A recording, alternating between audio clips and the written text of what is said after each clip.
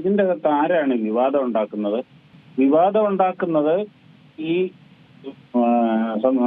സംസ്ഥാന സർക്കാരും സർക്കാരിന്റെ പ്രതിനിധികളും CPM CPI ഈ പാർട്ടികളാണ് വിവാദം ഉണ്ടാക്കുന്നത്. ഗവർണറായിട്ട് എന്താ ഇതിൻ്റെ അകത്ത്?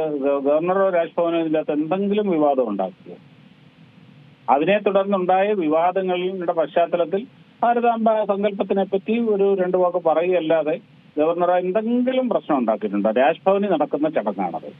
ആ രാജ്ഭവനിൽ നടക്കുന്ന ചടങ്ങിൽ എന്ത് ചെയ്യണം, ഏതൊക്കെ എങ്ങനെയൊക്കെ ആകാം എന്ന് തീരുമാനിക്കാനുള്ള അധികാരവും അവകാശവും പൂർണ്ണമായിട്ടും ഗവർണർക്കും ഗവർണറുടെ ഓഫീസിനും രാജ്ഭവനുമാണ്.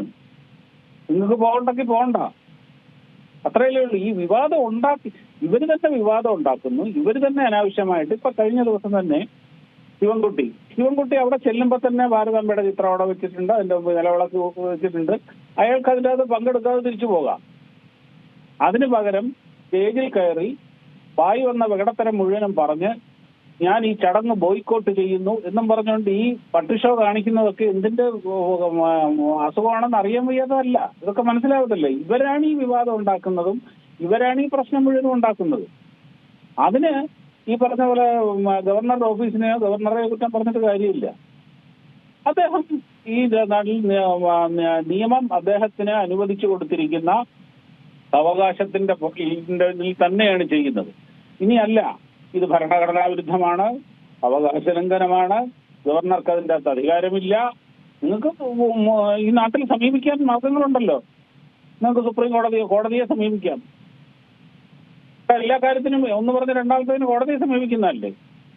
ഇവിടെ അസംബ്ലിയിൽ പ്രമേയം പാസ്സാക്കാം, ഭാരതാംബ എന്ന് പറയുന്നത് ഞങ്ങളുടെ ഇതല്ല എന്ന് ഇവർക്ക് പ്രമേയം പാസ്സാക്കാം. അതൊക്കെ ഇവർ ചെയ്യട്ടെ. അത് വേറൊന്നുമല്ല.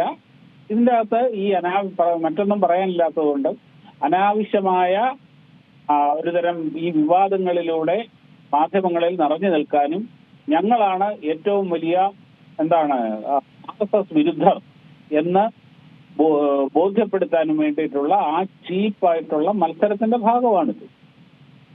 ഇവര് തമ്മിലിപ്പം ഒരു കോൺഗ്രസും CPM LDF UDF തമ്മിലൊരു വലിയ കോമ്പറ്റീഷൻ നടക്കുന്നുണ്ടല്ലോ. ആരാണ് കൂടുതൽ മോദി വിരുദ്ധൻ, ആരാണ് കൂടുതൽ RSS വിരുദ്ധൻ, ആരാണ് കൂടുതൽ ഹിന്ദു വിരുദ്ധൻ എന്നൊക്കെയുള്ള ഒരു മത്സരം ഇവിടെ നടക്കുന്നുണ്ടല്ലോ. ആ മത്സരത്തിൽ മുമ്പിലെത്താനുള്ള ഒരു വില കുറഞ്ഞ മാർഗമായിട്ട് മാത്രമേ ഞാൻ ഇതിനെ കാണുന്നു. ഏറ്റവും പുതിയ വാർത്തകളും വിശേഷങ്ങളും വിരൽത്തുമ്പിലറിയാൻ Zee മലയാളം ന്യൂസ് എല്ലാ ഡിജിറ്റൽ പ്ലാറ്റ്ഫോമുകളിലും ലഭ്യം.